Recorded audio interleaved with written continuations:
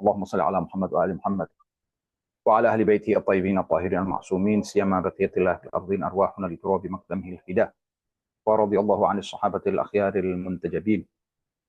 رب اشرح لي صدري ويسر لي أمري واحلل عقدة من لساني يفقهوا قولي. اللهم كن لوليك الحجة بن الحسن صلواتك عليه وعلى آبائه في هذه الساعة وفي كل ساعة وليا وحافظا وقائدا وناصرا ودليلا وعينا حتى تسكنه أرضك طوعا وتمتعه فيها طويلا برحمتك ya arhamar rahimin. Kembali kita melanjutkan kajian seputar hadis ke-19 mengenai riba. Sebelum kita melanjutkan, izinkan saya untuk kembali meringkas apa yang sudah kita bahas pada kesempatan yang sebelumnya. Pertama kita bacakan hadis, lalu kemudian kita terjemahkan. Lalu kita berikan definisi bagi riba dan apa saja yang menjadikan riba itu. Jadi hal-hal yang merupakan syarat terjadinya riba la sama Allah.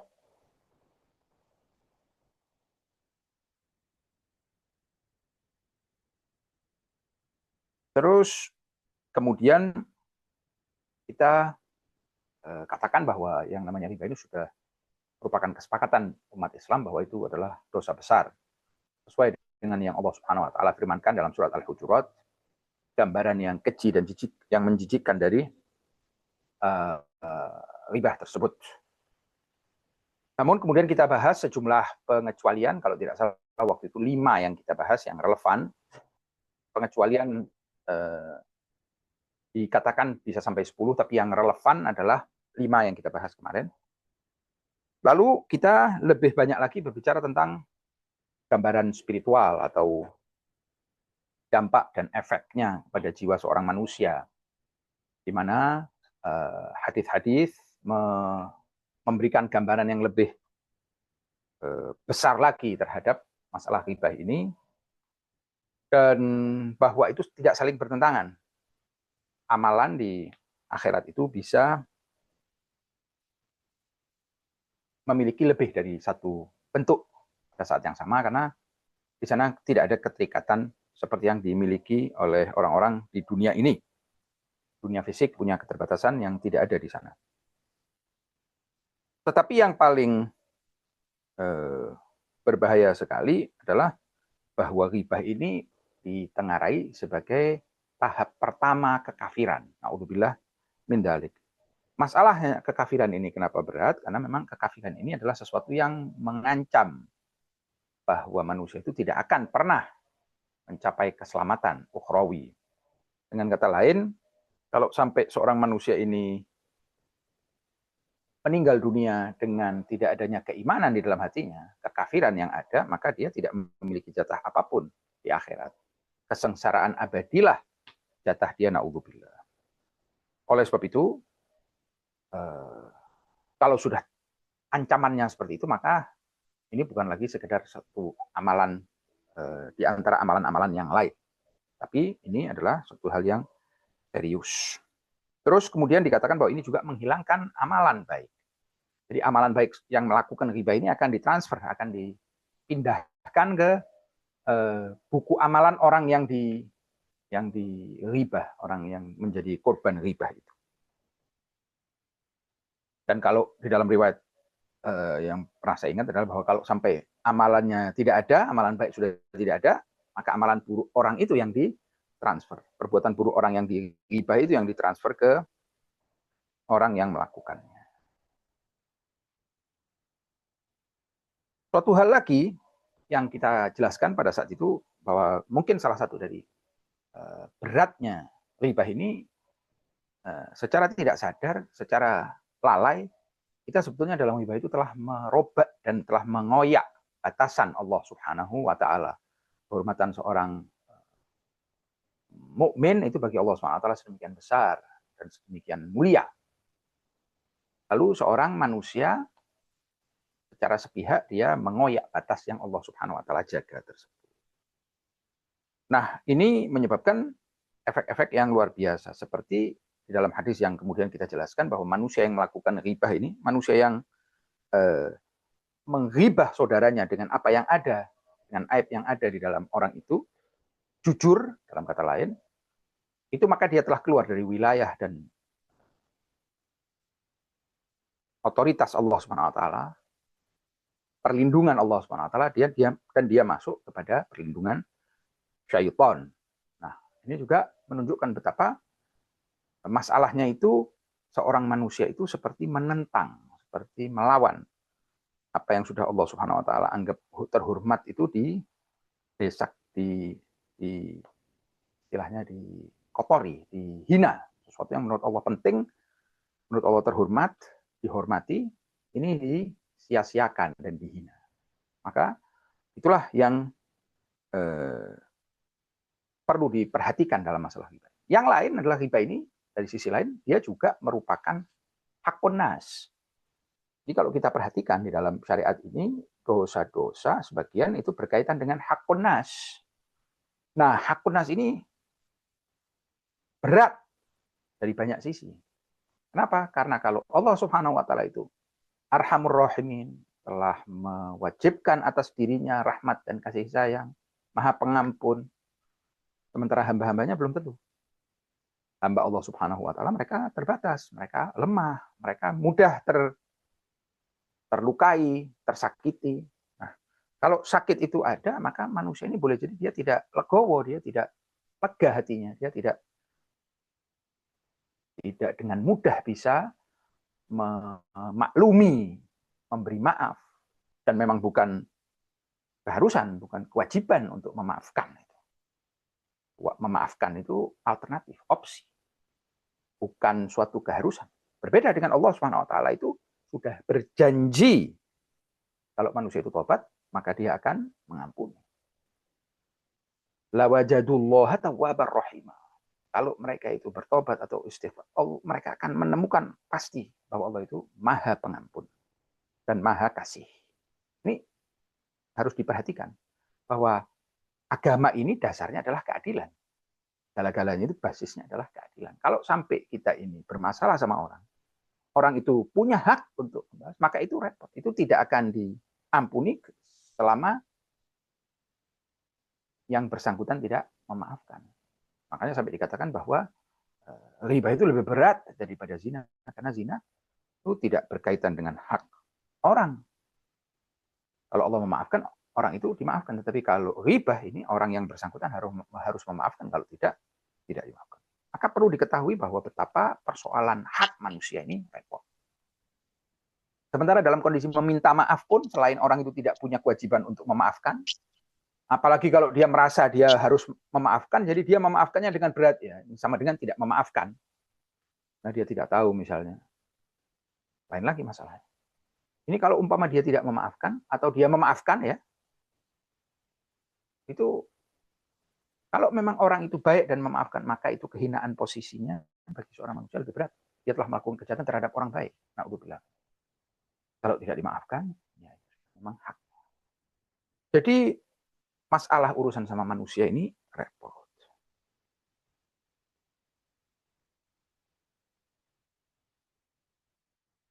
Kemudian yang kita bahas juga adalah efek sosial dari riba ini.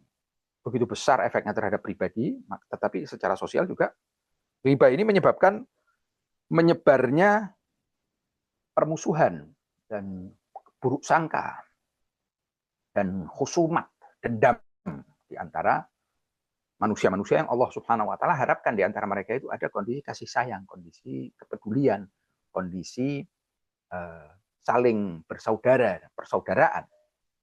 Oleh sebab itu, masyarakat yang terjangkiti dengan dosa ini, maka dengan sendirinya efek sosialnya adalah antara anggota masyarakat atau komunitas tersebut ada semacam permusuhan dan tidak ada yang namanya kasih sayang sejati itu.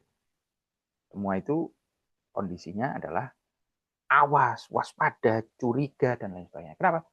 Karena kita tidak aman dari saudara kita ini. Jangan-jangan kalau kita tidak ada, ini aib, ya, itu disebarkan misalnya. Dan seterusnya. Padahal Allah Subhanahu wa taala tujuannya adalah di antara orang-orang beriman ini sebaiknya ada kasih sayang, saling mencintai, saling silaturahmi. Tapi kalau umpama naudzubillah setiap kali ada pertemuan, setiap kali ada perjumpaan itu ghibah, maka ini bertentangan dengan rencananya Allah Subhanahu wa taala tersebut. Terus kemudian pembahasan terakhir sebelum ini yang kita bahas adalah bagaimana kita menyelesaikan masalah ini. Bagaimana kita mengobati naudzubillah kalau tindakan ini termasuk dari hal-hal yang kita lakukan. Seperti biasa dijelaskan bahwa salah satu dari terapinya itu adalah terapi renungan. Jadi seorang manusia itu harus merenungkan apa saja kegunaan, apa saja faedah, apa saja manfaat, apa saja kenikmatan yang dihasilkan dari satu kerjaan dan apa saja hal-hal yang berbahaya. Jadi pro dan kontranya harus dibahas. Sebagaimana kita mau memutuskan, mau mengambil keputusan tentang apapun itu, kita harus perhitungkan kan. Manusia ini makhluk yang menghitung, dia mau untung, dia tidak mau rugi. Maka hal yang sama ini, fitrah ini harus kita gunakan juga. Apa sih keuntungan yang kita dapatkan dari ghibah ini? Dan apa kerugiannya? Baru kemudian nanti manusia kalau sadar terhadap hal itu, dia akan punya motivasi yang lebih kuat untuk menghindari hal itu dari dirinya. Dikatakan bahwa salah satu dari hasil atau motivasi atau dorongan di mana seorang manusia itu melakukan, kita tahu semua bahwa itu adalah tipuan iblis dan bala tentaranya. Tapi selalu iblis dan bala tentaranya ini pada saat mau menipu itu mengiming-imingkan sesuatu. Dia menggambarkan perilaku buruk itu dengan sesuatu bungkus yang indah, yang keren, yang hebat. Begitu. Maka kalau itu bisa kita pahami sesungguhnya, apa sih sebetulnya? Itu akan membantu kita untuk merenung. Baru nanti kemudian setelah terapi renungan ini, bersamanya ada terapi praktis, ya, tindakan yang harus dilakukan bagaimanapun juga. Tidak bisa hanya merenung-renung saja, tapi juga pada saat yang sama renungan ini sangat besar efeknya. Yang mana maksud daripada renungan ini? Dengan serius dan dengan jujur kita menimbang-nimbang dan kita membanding-bandingkan antara apa yang kita dapatkan dan apa yang kita rugikan, apa yang kita dapat dan apa yang kita kehilangan, apa yang kita lepas, apa yang kita hilang dari kita dan apa yang kita dapat dari ghibah ini. Kalau kita mau renungkan baik-baik, salah satu dari motivasi orang melakukan ghibah ini ya menikmati, senang. Apakah itu karena dengan menceritakan keburukan orang, itu orang lebih lupa, orang lebih lalai terhadap keburukan dia, kekurangan-kekurangan dia, orang lebih fokus pada kekurangan orang lain. Ya, begitu. Tujuannya adalah untuk memuaskan kebutuhan itu. Maka perlu diketahui bahwa ini adalah jenis kenikmatan syaitani. Syaitan, iblis dan para tentaranya lah yang begitu jenis kenikmatannya. Berbeda dengan binatang. Apalagi dengan manusia dan jenis istilahnya kenikmatan manusiawi yang di tempatnya jelas, yang sama dengan para malaikat itu jauh. Ini dari kehancuran, dari kerusakan. Kenikmatan itu datangnya dari kerusakan, bukan dari sesuatu yang baik. Bayangkan ada orang senang melihat misalnya suatu pohon itu tumbuh dengan segar dan hijau dan ya penuh dengan buah-buahan dan daun-daunnya itu baik. Ada lagi pihak lain yang senangnya dengan kehancuran. Kalau dia lihat ini barang hancur, sesuatu yang ada itu hancur, tebang misalnya. Nah, kalau kita menikmati ini, ketahuilah bahwa itu ada faktor-faktor di dalam yang harus kita perbaiki. Karena kok bisa seorang yang seharusnya menjadikan iblis dan bala tentaranya itu musuh, kok menjadikannya seperti sejawat, seperti kawan. Dan naudzubillah boleh jadi dia merupakan salah satu dari mereka. Ini adalah kenikmatan. Nah, kenikmatan menceritakan keburukan orang itu bisa jadi karena permusuhan, bisa jadi karena kita hasad, bisa jadi karena kita dendam, bisa jadi karena kita takabur. Jadi dalam rangka untuk menjaga posisi kita itu keburukan orang kita buka supaya kelihatan bahwa kita lebih baik dari orang lain. Na'udzubillah min dzalik.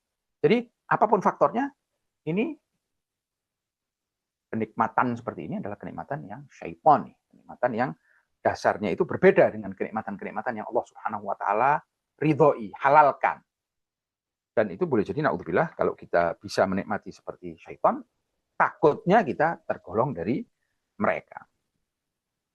Karena tidak asing ya di dalam ajaran agama Islam bahwa syaitan ini bisa jadi dari jenis jin, bisa jadi dari jenis manusia. Syayatinal jinni wal ins. Syaitan-syaitan jin dan syaitan-syaitan manusia. Na'udzubillah min dzalik. Kemudian salah satu dari faktor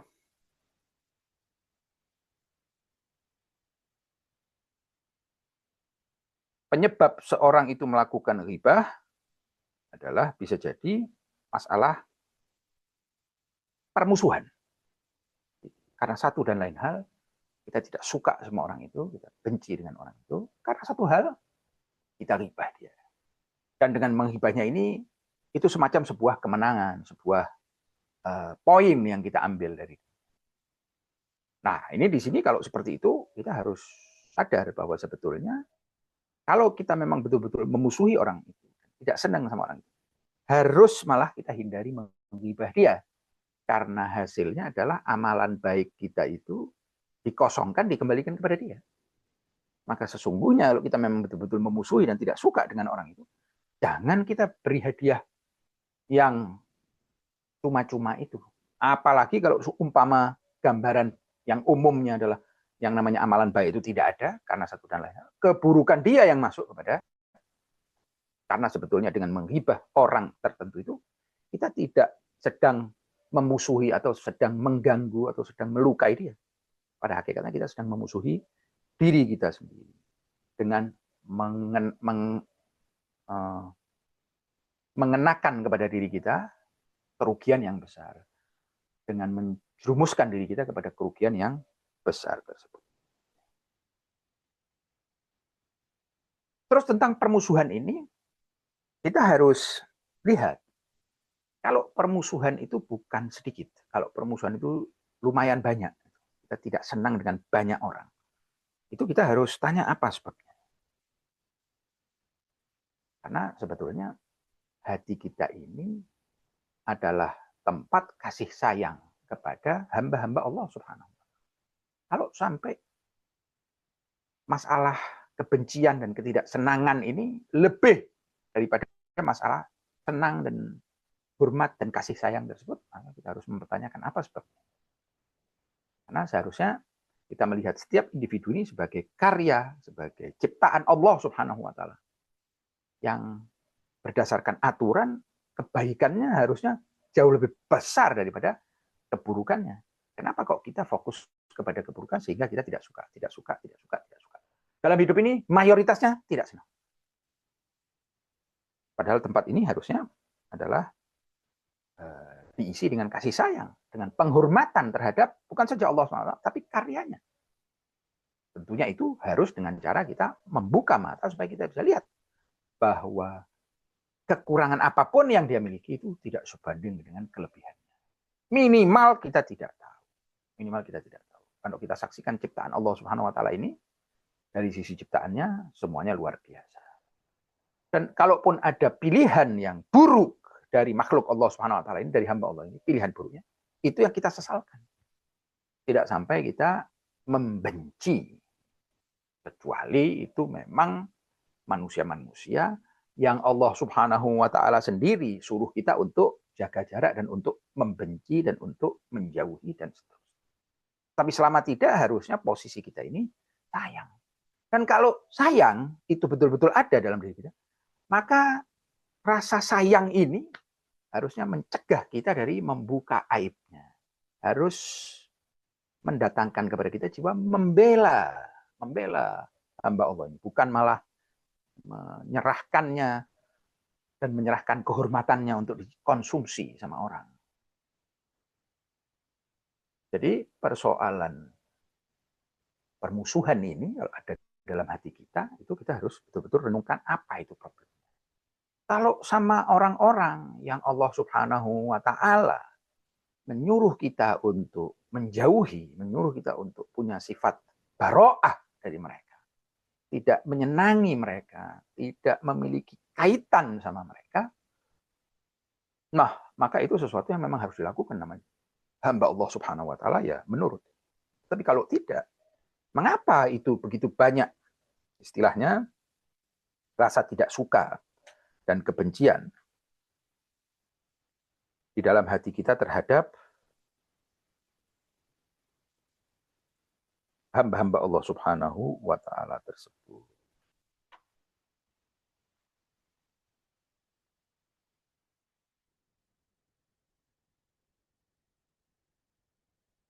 Dalam sebuah cerita, dalam riwayat, Nabi Isa ala nabiyina wa alihi afdhalus salati wassalamu alaihi salam berjalan, dan bersamanya dia para hawariyun, murid-muridnya itu, mereka melewati satu bangkai anjing. Semua hawariyun itu menutup hidungnya dan mereka mengeluh terhadap busuknya bau bangkai tersebut. Sembari begitu, Nabi Isa memuji bangkai itu dan mengatakan alangkah putihnya giginya. Cerita ini bisa menjadi aspirasi buat kita bahwa sebetulnya dalam kondisi apapun, seorang manusia itu masih punya pilihan untuk melihat sisi negatif yang akan mendatangkan sifat-sifat dan perasaan-perasaan negatif. Negatif yakni benci, sedih, marah, dan seterusnya. Dan dari sisi lain, sifat-sifat baik yang mendatangkan kesenangan, kehormatan, mendatangkan kebahagiaan.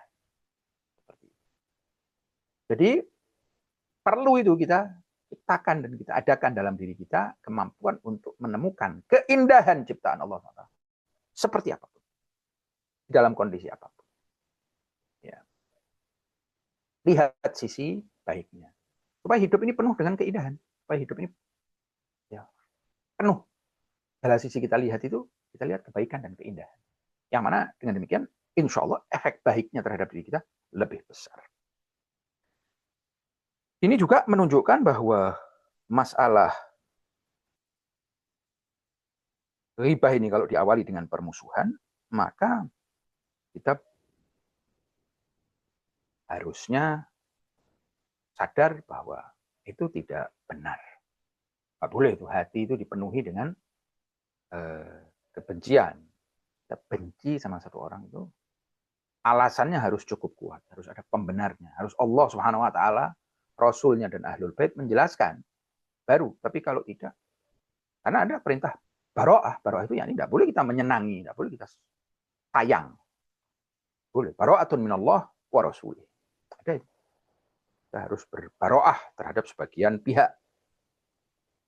Maka itu tidak masalah. Tapi kalau tidak, kenapa secara umum kita ini sifat kita itu tidak suka, itu meremehkan, mengeluh, mengurangi, menganggap kecil dan seterusnya.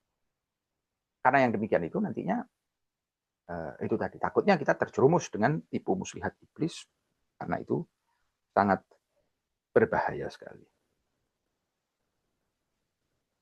Adapun kalau dari sisi kerugiannya sudah cukup kita bahas kerugian masalah ghibah ini. Karena di dalam penjelasan yang sudah itu ancaman terbesar dari ghibah ini adalah perlahan-lahan ini kalau ghibah satu aja sudah dianggap kadar terendah dari kekafiran, maka seharusnya kita betul-betul menjauhi. Ini kerugiannya bukan sembarang kerugian, ini kerugian yang paling berat. Mereka-mereka yang kemudian pindah dari dunia ini tanpa ada jatah apapun dan tidak bisa sama sekali merasakan kebahagiaan yang abadi tersebut. Kesengsaraan abadilah nasibnya. Naudzubillah min dzalik. Oleh sebab itu, betul-betul seorang manusia harus waspada terhadap masalah ghibah ini.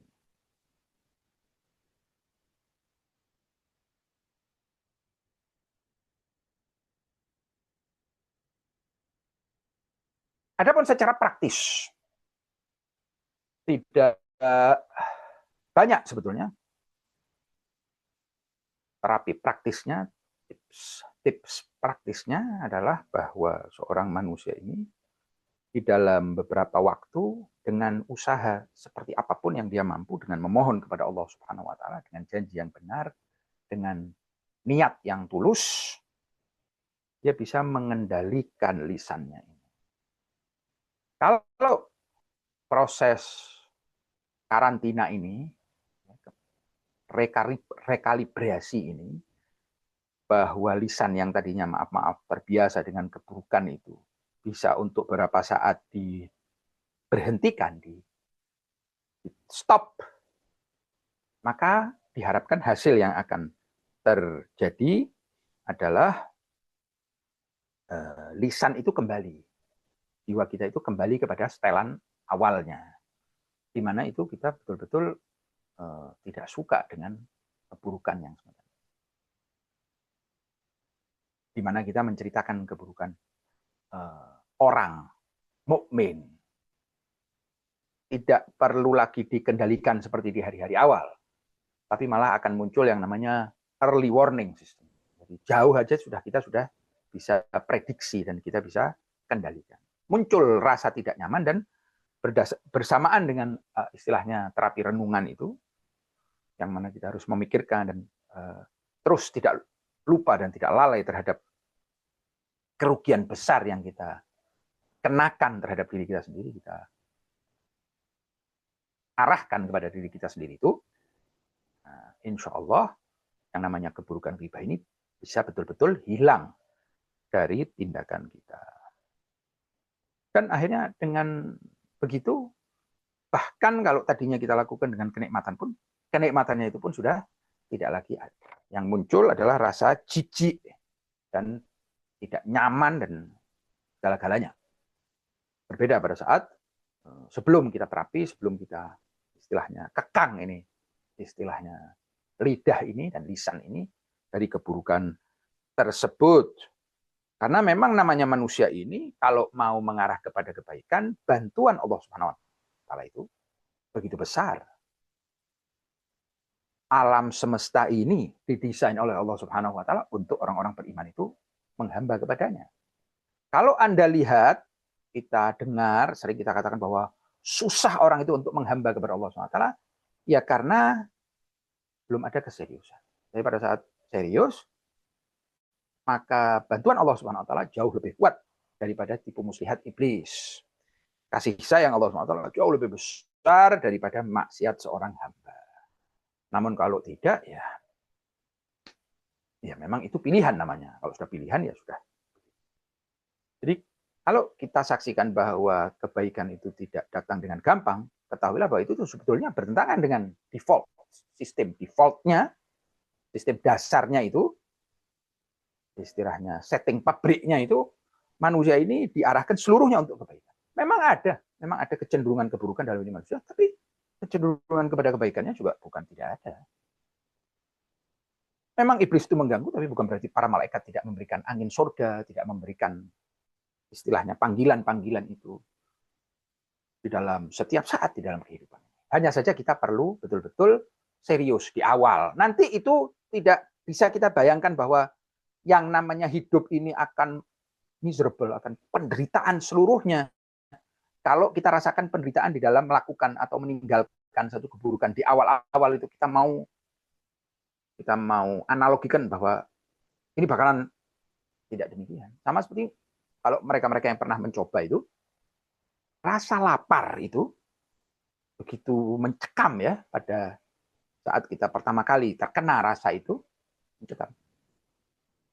Tapi kita tidak boleh mengira bahwa ini 7 jam tidak makan aja begini rasa laparnya. Bagaimana kalau 25 jam? Tidak demikian. Itu nanti akan ada penyesuaian, akan ada sistem dan prosedur khusus yang akan diberlakukan oleh badan. Padahal makan ini kondisi normal. Tidak makan itulah kondisi yang tidak normal.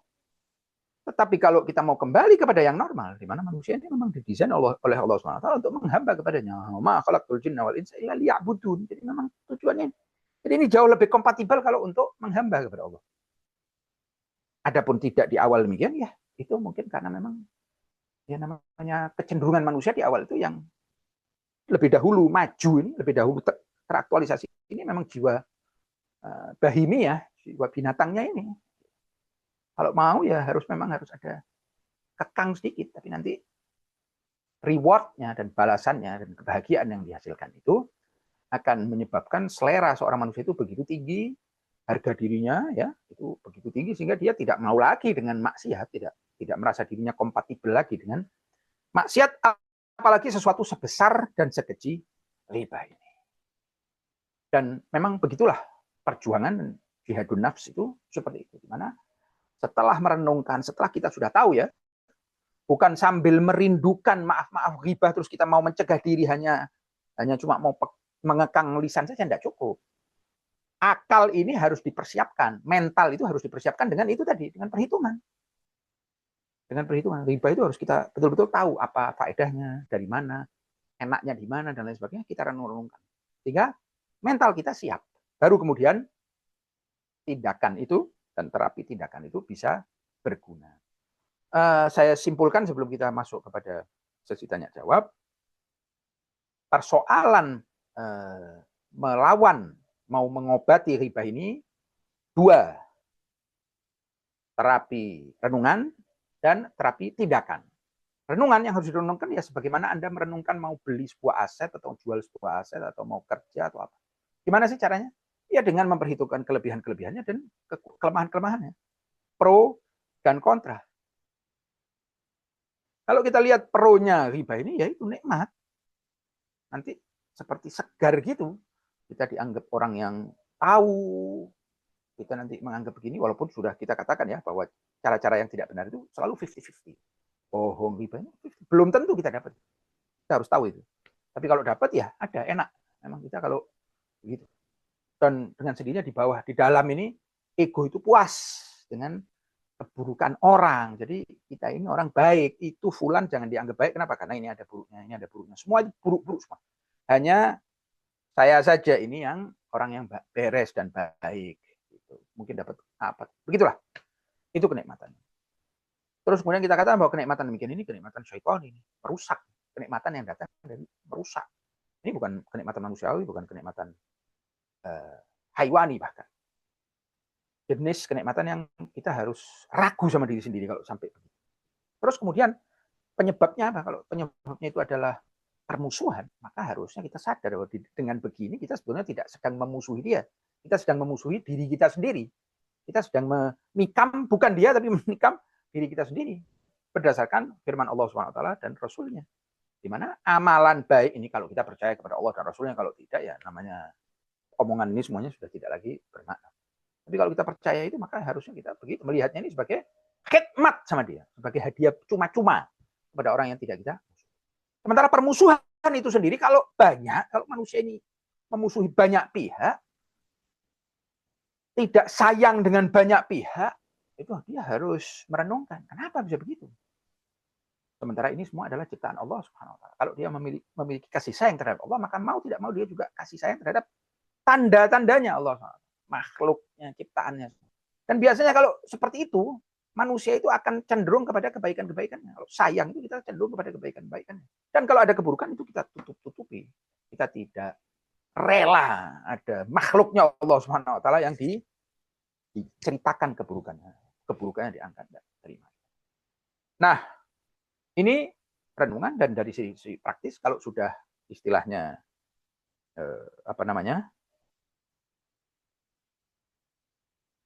kalau sudah dari sisi renungan ini kita siap, maka prakteknya ya mau tidak mau harus dikunci. Mau tidak mau itu ambil kendali itu dengan bantuan Allah, dengan memohon, dengan musyarotoh, muraqabah dan muhasabah. Kita pegang kembali kendali lidah ini supaya tidak jalan autopilot. Gitu.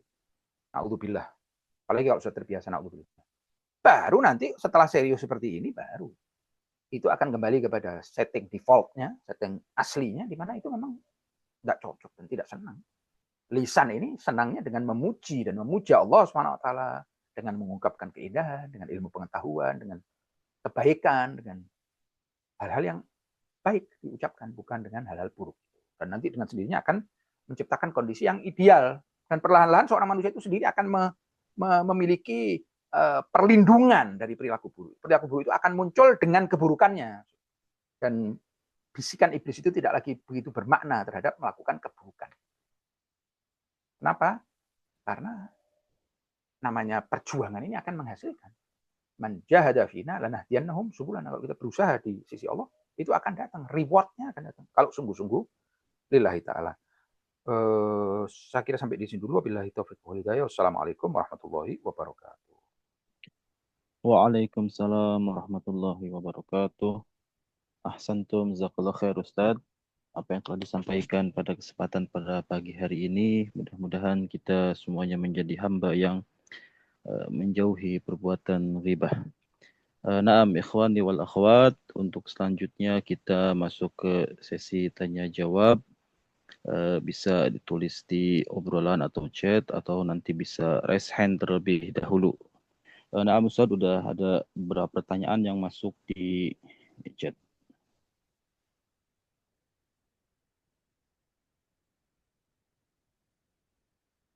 Pertanyaan cukup panjang, Ustaz. Anda bacakan, Ustaz. Enggak perlu Anda baca juga. Jadi terkait sharing untuk saling mengingatkan. Sharing untuk saling mengingatkan itu saya tidak mengerti. Apakah yang dimaksud di media sosial? Sebab apa? Biasanya yang namanya saling mengingatkan ini terjadi secara privat. Jadi arba uyun kalau katanya orang itu. Jadi empat mata, enggak boleh dong kita sambil mau mengingatkan orang sambil kita, kamu itu kalau ini keburukannya dijadikan didengar dan didengar dan diketahui oleh banyak orang. Tentu tidak demikian ya. Kalau ada tujuan untuk saling mengingatkan itu harus dilakukan secara privat supaya kehormatan orang ini terjaga. Supaya yang namanya perubahan itu terjadi dengan motivasi yang lebih besar. Kalau kita naudzubillah orang itu sudah terkenal pencuri, maka lebih berat lagi buat dia. Dia tidak dapat insentif, seperti tidak dapat bantuan gitu untuk menjadi orang yang baik. Karena sudah terkenal, seluruh dunia sudah tahu ini. Sementara kalau walaupun dia itu mencuri, tapi tidak ada orang tahu, maka peringatan itu, kalau memang dia mau berubah, maka perubahannya terjadi tanpa tumpah darah, istilahnya tanpa rugi. Dia bisa lakukan itu sambil mengingat, iya, mumpung saya ini nama masih baik, mumpung ini belum terekspos, dia lebih termotivasi. Mungkin itu salah satu mengapa yang namanya mengingatkan itu harus terjadi secara rahasia dan tidak disebarkan. Jadi kecuali sharing pengalaman tanpa menyebut orang. Seseorang pernah dulu, waktu dulu, dan seterusnya, ambil kita jelaskan akibatnya. Orang bisa jadi sebagai ibrah, sebagai pelajaran, menerima hal itu.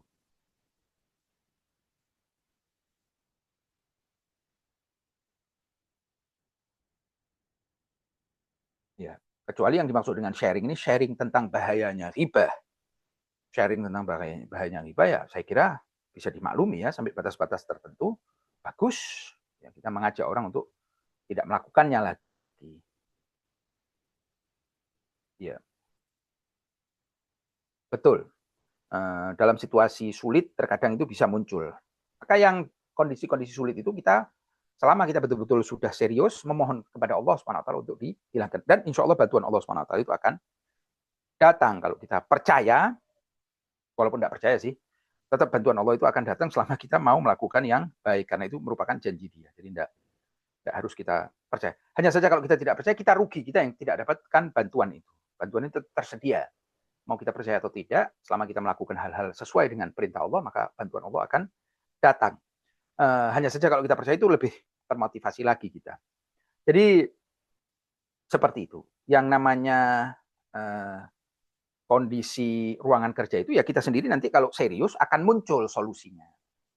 Seringkali kita itu tidak mendapatkan solusi karena tidak betul-betul terjun. Tapi pada saat kita terjun, nanti akan muncul itu istilahnya kondisi. Apakah itu ke kamar mandi, apakah itu pembahasan, apakah itu mengajak orang untuk jadi menyela dia, menceritakan sesuatu yang lain, dan insya Allah Allah SWT membantu setiap individu yang mau mengadakan perbaikan di dalam dirinya secara serius tersebut. Ya.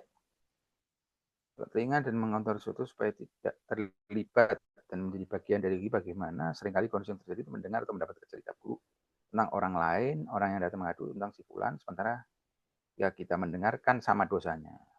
Sampai batas mana kita dianggap menjadi bagian dari ghibah. Yaitu selama kita mendengar dan tidak protes, tidak meninggalkan, tidak membela orang yang sedang dighibah ya. Mungkin salah satu dari istilahnya tipsnya adalah triknya adalah bahwa ya kita bela, apa bilang, kan belum tentu. Anda kan tidak tahu. Boleh jadi orang yang memberi informasi ini juga menceritakan keburukan di tempat lain, mengada-ada dan seterusnya. Jadi kita bela orang yang sedang ghibah itu. Pembelaannya dengan bentuk seperti itu. Itu apa buktinya? Anda ngomong begini ini, ya mungkin Anda merasa itu sumber betul. Tapi kan kalau orang menceritakan keburukan orang, kita tidak boleh terima dan begitulah. Tapi itu betul-betul tergantung dengan situasi dan kondisi setiap orang dan masing-masing individu yang kita kenal itu tabiatnya seperti apa dan lain sebagainya. Dan mungkin tahap pertama jadi tidak nyaman. Yang harus kita perhatikan adalah bahwa kalau ketidaknyamanan itu memang mungkin budaya kita ini betul-betul menganggap ketidaknyamanan itu sesuatu yang betul-betul buruk. Padahal belum tentu. Dan belum tentu terjadi. Banyak kali alasan tidak nyaman itu, tidak enak itu, menjauhkan kita dari segala macam kemenangan, kesuksesan, keberhasilan, pendapatan, pencapaian. Kenapa? Nggak enak. Tapi bisa jadi malah kalau kita lakukan yang tidak enak itu orang jadi segan, dan segan juga bentar lagi enak kok. Rata-rata bangsa kita ini pemaaf. Mereka tidak akan sekali kita melakukan sesuatu yang tidak enak tuh malah sebaliknya. Betul-betul punya kesiapan kebaikan yang luar biasa besar. Asal ada yang mau memulai. Itu juga. Jadi kalau cuma tidak enak sedikit aja, ya kita bisa itu. Kita ganti ketidakenaan itu dengan hadiah, dengan apa. Aman lagi kok. Insya Allah tidak sampai ada apa-apa. Memang harus kita ketahui bahwa yang namanya iblis dan bala tentaranya ini punya hajat besar untuk kita tidak melangkah. Apapun alasannya. Nanti dibilang ini berat, nanti dibilang ini tidak mungkin, nanti dibilang masyarakat ini memang hancur, nanti kesana kemari dia bawa alasan untuk supaya kita tetap seperti ini. Dan karena dia tahu tetap seperti ini sebenarnya tidak pernah tetap. Kita selalu akan memburu. Kalau kita tidak naik, kita akan selalu memburu. Karena usia bertambah, kemudian sifat-sifat buruk itu lebih mengakar, naudzubillah, kalau dibiarkan, tindakan itu lebih mengkristal, dan seterusnya. Jadi seperti itu. Sedikit tidak enak, ancaman tidak enak itu jangan sampai membuat kita tidak melakukan sesuatu. Kecuali memang perhitungannya ya mantap, ada memang tidak bisa ya lain lagi. Jadi kalau selama cuman hanya nggak enak nanti, takut nggak enak. Jadi bukan cuma nggak enak, takut nggak enak, khawatir nanti kalau gini terus nanti nggak enak. Ya, kita harus lebih husnudzon sama orang, bahwa orang itu jangan-jangan memang menunggu untuk diingatkan. Malah dia nanti akan terima kasih sama kita. Husnudzon, berbaik sangka sama orang. Sebab gak enak kalau saya ingatkan orang ini, itu kan berarti berburuk sangka orang ini tidak punya kapasitas untuk menerima kebenaran dan kebaikan. Itu sudah berburuk sangka itu. Dan itu boleh jadi tidak boleh. Seperti itu.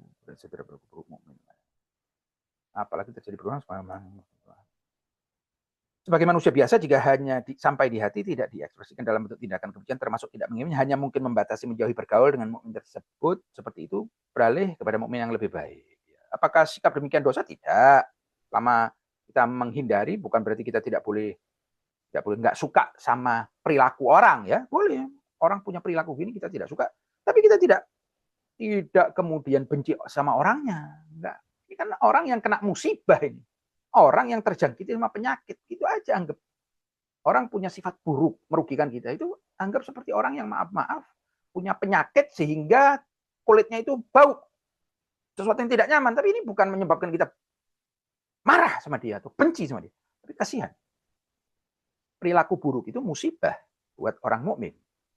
Yang mana kita harapkan itu dihilangkan dengan doa, dengan ini. Nah, nanti kalau sudah sifat rahmat itu, sifat kasih sayang itu, sifat kasihan itu datang, maka kita juga akan membela dia nantinya. Dan itu perasaan yang baik dibandingkan dengan sifat benci, perasaan rahmat itu lebih kompatibel dengan jiwa manusia. Ya. Tetapi kemudian keputusannya membatasi daripada kita merugikan, selama di hati ini tidak menyimpan kebencian atau dendam bahkan, atau naudzubillah sampai mengharapkan kehancuran dia, keturunannya semua. Kalau tidak sampai seperti itu, ya nggak masalah. Kita membatasi tindakan, membatasi, nggak masalah. Asal jangan sampai memutus silaturahmi buat orang-orang yang yaitu punya kaitan hubungan silaturahmi dengan kita.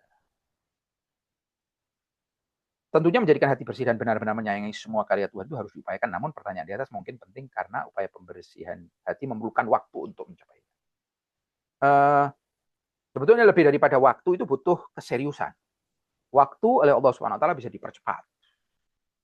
Jadi sebetulnya perjalanan spiritual ini tidak terlampau mirip dengan perjalanan fisik yang waktu itu mau tidak mau harus ditempuh. Walaupun perjalanan fisik juga kan bisa dengan alat komunikasi transportasi yang cepat, ya kita bukan 9 jam tapi 4 jam bisa. Tetapi kalau spiritual bisa luar biasa cepat kejadiannya. Dengan bantuan Allah SWT, hal-hal itu bisa terjadi dengan sangat cepat. Jalan 100 tahun bisa ditempuh dalam 1 malam. Iya. Asal menjadikan hati bersih dan benar-benar menyayangi semua karya Tuhan itu, kalau memang betul-betul sesuatu yang kita inginkan, kita lebih cepat sampai. Tapi kalau ya memang itulah, ya memang itu terbaik, tapi kitanya tidak betul-betul menginginkan itu untuk diri kita, apa ya nggak tahu juga. Karena kan kita kan fitrahnya kan suka yang paling bagus. Kalau itu memang betul-betul bagus buat kita, harusnya itu tidak sesusah itu kita untuk untuk melupakan. Dengan renungan juga tentunya, dan dengan tindakan. Sekarang ada orang merugikan gitu. Kita harus hitungkan, apa kerugian? Paling bukan hal-hal yang penting, gitu kan? Karena apa? Karena bisa jadi kalau itu hibah, ya faedah kita dapat pahala. Walaupun bukan berarti kita boleh istilahnya membuka usaha untuk mencari pahala melalui hibah, jadi kita bertindak supaya dihibah orang, tidak demikian. Tapi kalau kebetulan seperti itu, hampir tidak ada yang bisa merugikan kita kecuali Allah Subhanahu wa taala. Jadi tidak ada kerugian datang dari manusia itu. Tidak bisa dibayangkan. Hanya mereka bisa melakukan sesuatu yang mungkin mereka kira mereka merugikan dan mungkin mereka menang, tapi pada ujungnya tidak demikian. Mereka lah orang-orang yang melakukan buruk itulah telah merugikan diri mereka.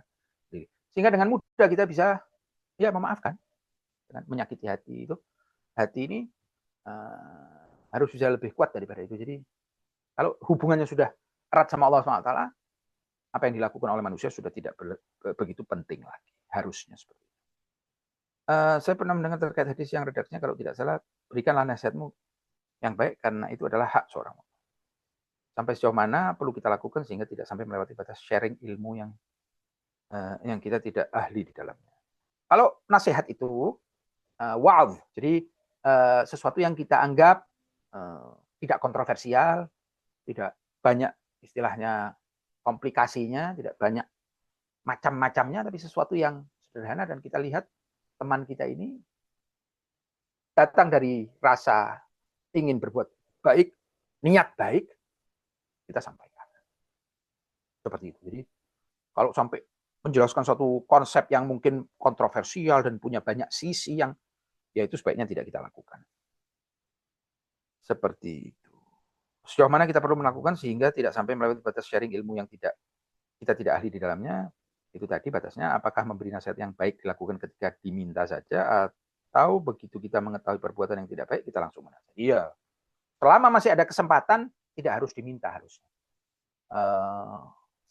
Karena itu sama seperti kebaikan gitu kan. Kebaikan itu kalau kita mau berikan kepada orang, ya kita tidak menunggu orang itu meminta. Baiknya kebaikan itu kita berikan kepada orang sebelum diminta. Seperti itu. Tapi terkadang ada orang-orang yang ya sensitif, ya harus kita perhatikan. Intinya begitulah, tidak sampai rumit. Kita insya Allah sebagai seorang hamba Allah yang tahu batas-batas hukum Allah, segala-galanya itu bisa dipertimbangkan dengan mudah, walaupun kalau ragu ya minta istilahnya konsultasi ya dengan orang yang ahli. Untuk menghindari riba, apakah dengan kita menegur langsung seseorang atau dengan menghindarinya? Itu betul-betul tergantung posisi kita seperti apa. Kalau ini orangnya bisa menerima, keponakan yang dari kecil kita didik, adik, cucu, kan kita punya posisi itu lebih gampang. Tapi ini kalau ini paman atau temannya ayah misalnya atau apa ya mungkin kita perlu lihat bagaimana supaya efek terbaik itu bisa terjadi. Pertama-tama untuk diri kita sendiri supaya kita tidak terjerumus bersamanya, dan kedua kalau memang bisa ya kita bantu dia. Sebab terkadang kita bisa tahu persis bahwa kalau kita tidak lalai, kita tahu persis bahwa ucapan itu kepada orang ini akan menghasilkan hasil yang sebaliknya. Umumnya dalam kondisi semacam itu kita tidak punya tanggung jawab untuk menyampaikan. Kenapa? Karena Anda juga disuruh untuk memikirkan. Ini manusia kondisinya seperti ini memang. Ya, kalau kita sampaikan sesuatu, efeknya sebaliknya. Ya sudah. Innalillahi wa inna ilaihi raji'un. Ya, kita harus sabar. Kita pakai cara lain mungkin. Kita suruh orang lain mungkin, atau pakai cara lain, dimulai dengan hadiah dulu, kayak apa, kayak. Insya Allah, kalau kita berjalan di situ, di saatnya akan jauh lebih jelas dengan mengharap bantuan Allah Subhanahu wa Ta'ala. Untuk menghindari riba, apakah kita dengan menegur? Ya, menegur langsung seseorang atau dengan menghindarinya itu betul-betul tergantung nih siapa ini. Seperti apa relasi kita dengannya? Apakah ini murid, apakah ini guru, apakah ini pupu, apakah ini paman, apakah tante, apa begitu. Jadi tergantung tantenya juga bisa jadi berbeda. Sangat kompleks, nggak bisa dikeluarkan sebuah resep generik bahwa setiap kali Anda mendengar orang riba, tegur. Ya. Dan intonasinya demikian kalau menegur itu misalnya, karena itu nahi kan, harus melarang. Tidak bisa demikian, semuanya itu harus dilihat faktor-faktor lain, karena ajaran agama itu memang bukan cuma satu ini kan. Kalau umpama Nabi Muhammad itu datang untuk mengatakan, wahai orang-orang beriman, jika ada orang riba, tegur, wassalamualaikum warahmatullahi wabarakatuh, ya sudah. Ada orang ngomong ya kita tegur, selesai. Tapi tidak kan, ada hormat, ada perhitungan, ada cara baik. Ya. Diriwayatkan Imam Hasan dan Imam Husain waktu menegur seorang tua waktu wudhu, itu caranya gitu. Mereka bilang, ini apa namanya, Anda tentukan mana ini wudhu kita yang benar. Itu dalam rangka untuk mengingatkan kan. Cara yang lembut sekali dari cucu Rasulullah Shallallahu Alaihi Wasallam. Akhirnya orang tua itu sadar, oh ini kalian ini mau mengingatkan anak. Oh, okay. Tapi kan dengan baik gitu, dengan cara yang baik. Dan itu tidak boleh sama sekali kita remehkan masalah cara itu. Masalah istilahnya package, masalah kemasan. Sebab apa? Sebab semahal-mahal makanan itu, sebaik-baik makanan, kalau tempatnya itu diambil dari selokan, orang nggak suka. Dan itu bukan salahnya orang yang tidak suka itu. Karena memang tidak begitu harusnya. Ya, seperti itu. Allah SWT berfirman tentang Nabi Muhammad, walau kunta faddan ghalidhal qalbi lan faddu min hawlik. Ya. Akhlak yang baik, cara yang, dan itu insya Allah diberi inspirasinya dan caranya oleh Allah SWT kalau kita memang serius untuk berjalan di situ. Jadi betul-betul serius insya Allah. Dan kalau ada kesalahan pun Allah SWT akan menghilangkan efek buruk dari kesalahan tersebut insya Allah Ta'ala.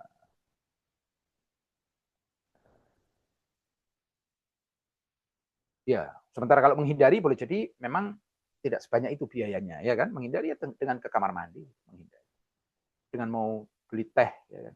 Sudah menghindari. Ya, apapun bisa kita alasan untuk menghindari. Bisa apalagi zaman sekarang lebih gampang, ada HP, ya kan? Oh ini sebentar ada ini. Kita mau jawab orang atau apa. Intinya seperti itu kira-kira. Ya. Namun sekali lagi, jangan terlalu juga kita terbelenggu dengan rasa takut enggak enak. Takut enggak enak. Takut enggak enak. Berapa enggak enak? Ya nanti orangnya ini merasa dihina. Berarti kita anggap orang ini betul-betul enggak baik. Sehingga dengan perbuatan, dengan diingatkan baik itu pasti dia akan menolak. Itu buruk sangka itu. Bahaya. Jangan.